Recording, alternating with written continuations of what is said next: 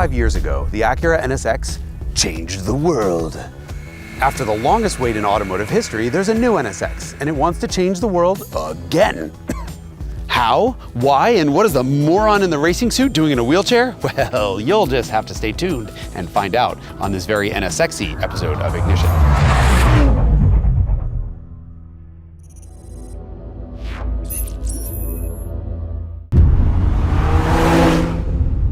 Hey, you know that Ferrari you lust after so much? It does something very strange when you hit the start button. It starts. And there's one reason and one reason only for that, and that's this original Acura NSX.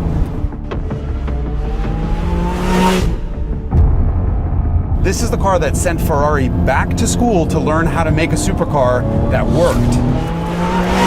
The only one complaint you can have about this NSX is that it's so slow. Not acceleration-wise, no. It was in production for 15 years. And then even after that, we had to listen to promises for 7 years that there'd be a replacement. It's finally here, and I get to drive it.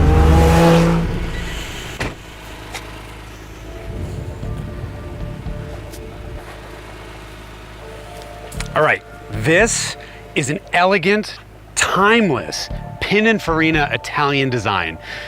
This isn't. The two cars share the same basic proportions, but they don't look alike. And I think that's a missed opportunity for Acura. I want to see a lineage here, and I don't. What I do see is a lot of the basic design language that Acura showed us 9 long years ago, with a whole lot of mismatched grills and intakes up front, and a plain rear end with a vertical kink that looks a bit too much like a 1998 2.2 CL. There's some Corvette in the flanks, some rather apologetic flying buttresses, and from some angles, the rear looks like it could be the front. Ayrton Senna is probably rolling around in his grave, because the original NSX, which he helped tune, was all about lightweight. This thing has hundreds of pounds of batteries and electric motors for this torque vectoring all-wheel drive system. Acura says this is one of those times where you can add weight and add complexity in search of a pure sports car experience. The first thing you see from the inside of the NSX is the outside. It has big windows, a great view out, low cowl. This is something really special about a supercar, and it reminds me of the last NSX. This doesn't.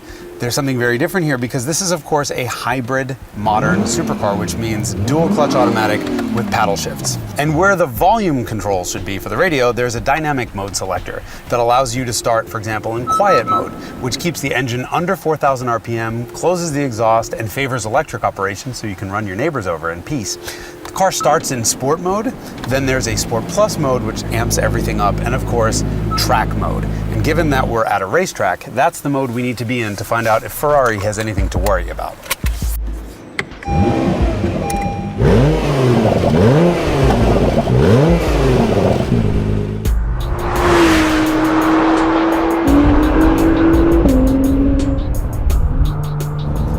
I've seen this engine, I know there are turbos on it, I can hear them and the engineers tell me they're actually working, but I refuse to believe it because this is a turbocharged engine that has absolutely no lag. The relationship between my right foot and acceleration is 100% linear, and that is something I have never felt before. You've never felt it before either. It's because this car has 3 electric motors helping it out.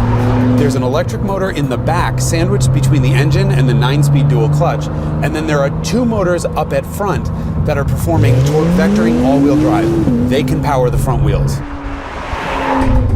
That wasn't always going to be the case. Originally, the NSX replacement was to have a front-mounted V10, but the whole program was scrapped when the economy took a downturn. When it started back up, the NSX project had electric motors up front and the powertrain from the TLX in the back. That meant a transverse, naturally aspirated V6. The engineers that are working on the project in America, this is an American Honda product, wanted more power and asked the R&D gods in Japan for turbos. And eventually they said, yo, okay, turbos, and the American guys are like, yeah, crap. Because you can't really cool the turbos on a transversely mounted V6 in the back of a car. So they had to scrap the whole car and start over again, this time mounting the engine longitudinally. Installed exclusively in the NSX, the new twin-turbo V6 makes 500 horsepower and 406 pound-feet of torque. Assisted by the 3 electric motors, total system output is 573 horsepower. And the engine pulls right to 7,500 every gear. So linear, you genuinely forget this has got turbos on it. With launch control, the NSX should hit 60 miles an hour in less than 3 seconds. Sure, that's fast. But the real benefit of those front motors is torque vectoring, the big buzzword that you hear all the time. No one can seem to explain. Come with me. Let's talk about this. You may notice I'm in a wheelchair. I'm in a wheelchair to explain to you what torque vectoring does, because wheelchairs don't have steering wheels, and yet they can do more than just go straight ahead. Wheelchairs are steered with torque vectoring. One little caveat before I get started. A lot of car companies talk about torque vectoring, and what they really mean is torque vectoring by braking, which means dragging a wheel. You can turn a wheelchair or a car by dragging one of the wheels and then having it turn. But going faster using the brakes is the stupidest thing you could ever do. Acura uses real torque vectoring, and what that means is the NSX's front wheels can be controlled individually.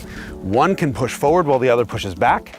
Opposite, they can both push forward, they can both push back in any combination, and that allows the computer to steer the NSX without the steering wheel moving. Got it?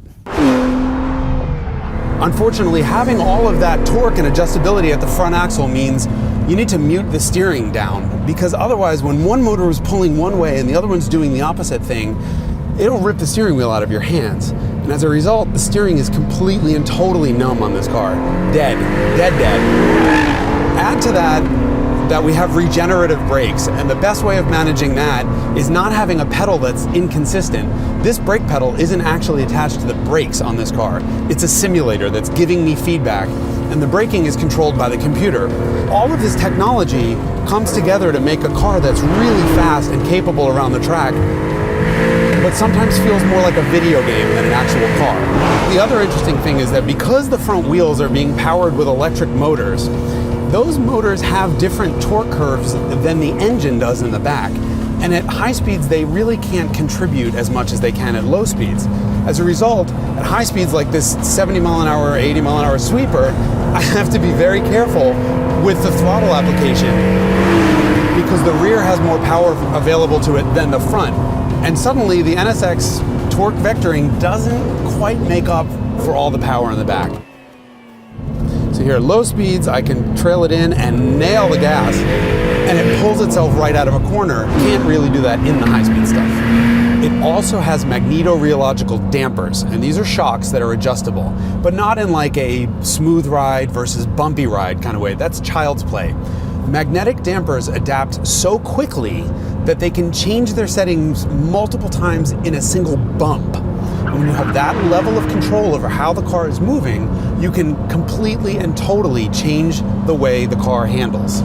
And I don't mean like, oh, okay, the steering got a little bit more heavy in this mode. I'm talking about, wow, this car is an understeering mess versus, oh my God, it's completely neutral or loves to oversteer around everything. You can do that by just changing mode. It's all software. The NSX's computers have so much control over those MR dampers and that front axle torque vectoring system that they can make changes that would normally require swapping out shocks, springs, anti-roll bars, diffs, you name it. The difference between the way the NSX handles in sport mode and in track mode is like the difference between a Honda Accord and a Nissan GT-R. Track mode is where the car needs to be driven like a supercar. It totally transforms this car.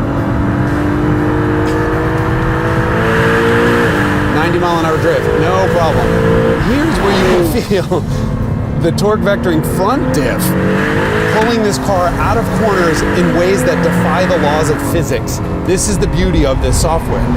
There is, of course, one big difference between the GT-R and this NSX. You don't have to drive around turbo lag on the NSX. Thanks to all of this electric torque fill, this really feels like a big V8. Unfortunately, it doesn't sound like a V8. V6s don't usually sound good, and this one's not really an exception. Acura's done a lot to manage that sound. You have intake resonance tubes and active exhausts, and there's stuff going on at the stereo speakers that change the character of the tone. And in the mid-range, it kind of almost sounds V12-y. Most of the time, you just want the engine to shut up. The idea that Honda should make a supercar is kind of ridiculous on the face of it. It's a paradox, right? Honda is ruled by rational, logical people. And in rare instances, they can do amazing things, but sometimes their rationality ruins their product. And this is kind of one of those examples. Honda wants this NSX to be an everyday supercar, something you can get in and drive year-round. That's a really lovely goal, but they said the word supercar in there, and that implies a level of performance that you don't get from this car on its base tires. The NSX comes with sport tires, not supercar tires. That decision, like the one to make the car understeer in sport mode, was made by rational Honda engineers who really wanted this to be a safe car in bad winter weather. Oh, come on! If you're buying an NSX, you have a car better suited to crappy weather anyway. Luckily, these are decisions that can still be changed. See, when we drove the NSX, it was still something like 6 months away from customers' hands. Normally that means many things can change slightly, but in the case of the NSX, everything can change. Remember, this car is all about software. Its hardware is such that the software controls what it does and how it drives. With that said, there's one thing software can't fix, and that's that I wish Acura had made a simple NSX. Back to its root, stick shift, 9,000 RPM, screaming naturally aspirated engine, ditch the hybrid, ditch all that other stuff. Leave the overcomplexity to the Germans and do what Honda has always done so well, simple and fun. The original NSX showed us that a supercar could actually work. This new one shows us that a hybrid system can make a turbocharged supercar work. But Acura's decision to insert all that complexity comes at the expense of driver involvement. The NSX is very fast, very capable, but it's also not very engaging. If I were in charge of Acura, I'd take a long look at the things that once made Honda's products so special. I'm certain this NSX will start and run every day, but who wants to drive a supercar every day?